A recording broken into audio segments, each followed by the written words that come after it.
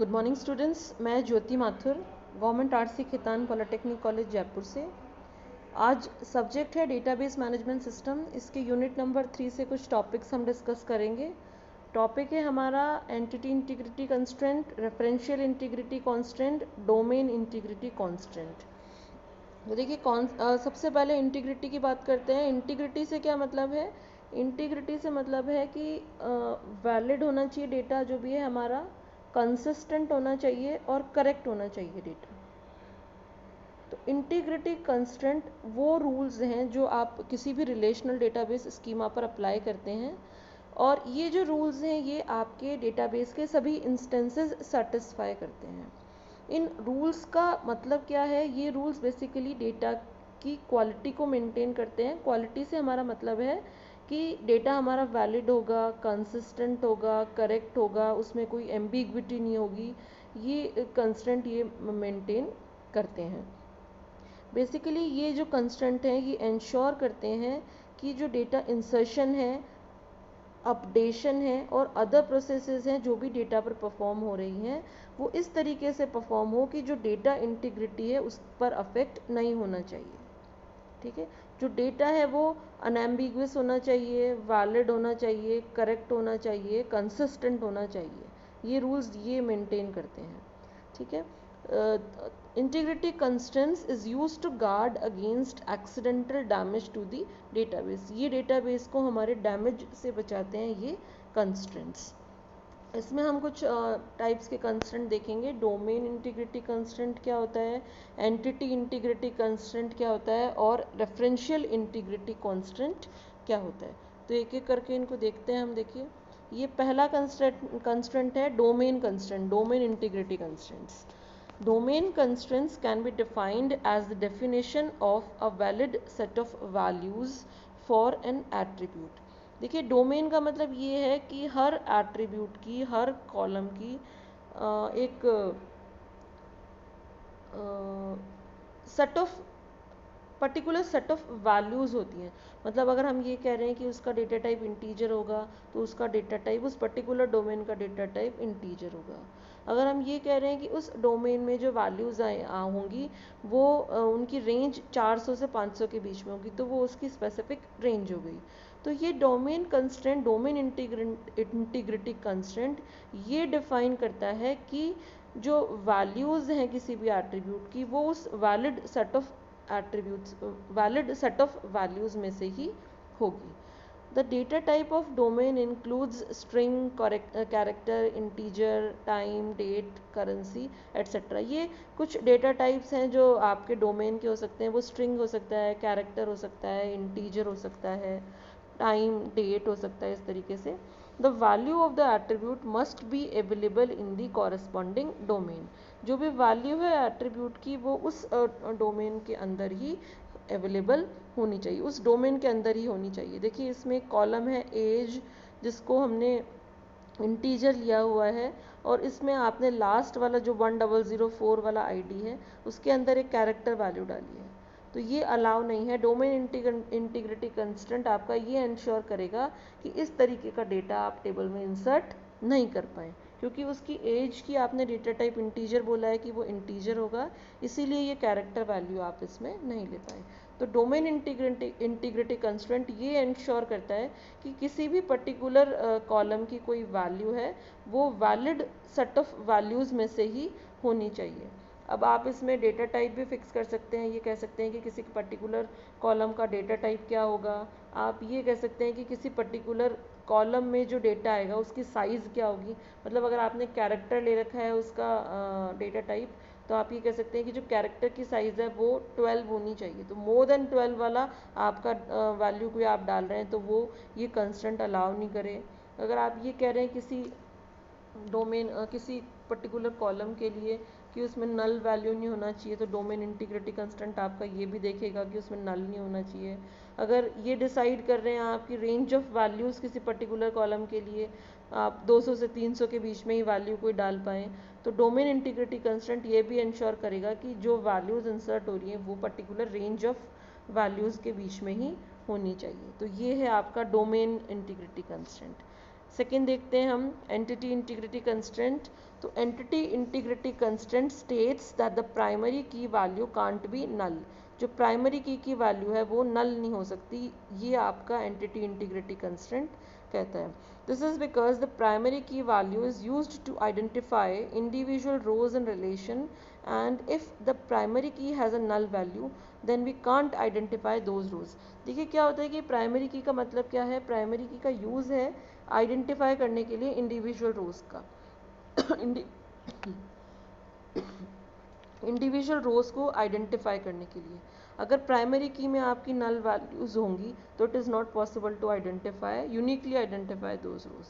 तो primary key value null नहीं होनी चाहिए इसमें। A table can contain a null value other than the primary key field. Primary key के अलावा कोई अगर कॉलम है आपकी टेबल में तो उसमें आपके पास नल वैल्यूज़ हो सकती है, लेकिन प्राइमरी की में नल वैल्यूज़ अलाउ नहीं है। देखिए टेबल है ये एम्प्लॉय टेबल, इसमें ईएमपी आईडी और ईएमपी नेम सैलरी ये 3 कॉलम्स हैं। तो ईएमपी आईडी हमने अगर प्राइमरी की बनाया है तो इट इज़ नॉट अलाउड कि आप इसमें एम्प्लॉय आईडी में कोई नल वैल्यू रखें। ये आपका होता है entity integrity constraint, null value allow नहीं है प्राइमरी की में। रेफरेंशियल इंटीग्रिटी कंस्ट्रेंट की अगर हम बात करते हैं तो बेसिकली ये जो रेफरेंशियल इंटीग्रिटी कंस्ट्रेंट है ये दो टेबल्स के बीच में स्पेसिफाई किया जाता है। रेफरेंशियल इंटीग्रिटी कंस्ट्रेंट पढ़ने से पहले हमें फॉरेन की का कंसेप्ट आना चाहिए। फॉरेन की हम ऑलरेडी डिस्कस कर चुके हैं पहले। तो देखिए in the referential integrity constraint if a foreign की इन table 1 refers to the primary key of table 2 then every value of the foreign key in table 1 must be null or be available in table 2। देखिए एक बार इसको example देखिए। देखिए ये table है, हमारे पास दो टेबल्स हैं। इसमें हम ये कह रहे हैं, देखिए फर्स्ट वाली टेबल है, इसमें ईएमपी नेम, नेम, एज और डी नंबर ये आपके फील्ड्स हैं। ये टेबल नंबर 2 है जिसमें आपके डी नंबर और डी लोकेशन है टेबल 2 में। अब टेबल 2 के लिए हमने डिपार्टमेंट नंबर 1 या डी नंबर जिसे हम कह रहे हैं इसे प्राइमरी की बनाया है, और इस प्राइमरी की हेल्प से हम दोनों टेबल्स के बीच में हम रेफरेंस इस्टाब्लिश कर रहे हैं।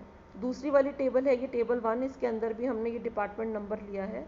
तो जो फर्स्ट ये टेबल 2 है इसके अंदर ये डी नंबर हमारा प्राइमरी की है, और ये जो सेकेंड वाली टेबल है टेबल 1 ऊपर वाली, इसके अंदर हमने इस डी नंबर को एज अ फॉरेन की लिया है। ठीक है, अब ये जो फॉरेन की कंस्ट्रेंट है ये कहता है कि द फॉरेन की in the referencing relation must match the primary की ऑफ द रेफरेंस्ड टेबल। ठीक है, देखिए जो सेकेंड वाली टेबल है टेबल 2, इसको हम कह रहे हैं प्राइमरी की या रेफरेंस्ड रिलेशन। ठीक है, टेबल 2 को हम कह रहे हैं प्राइमरी की या रेफरेंस्ड रिलेशन। जिसमें प्राइमरी की है उसे हम कह रहे हैं प्राइमरी टेबल। ठीक है, जिसमें प्राइमरी की है उसे कह रहे हैं प्राइमरी टेबल या रेफरेंस्ड रिलेशन।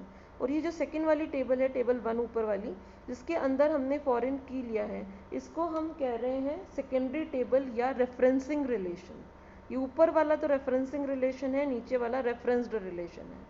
तो फॉरेन की कंस्ट्रेंट ये कहता है कि द फॉरेन की in the referencing relation must match the primary की ऑफ द रेफरेंस्ड टेबल।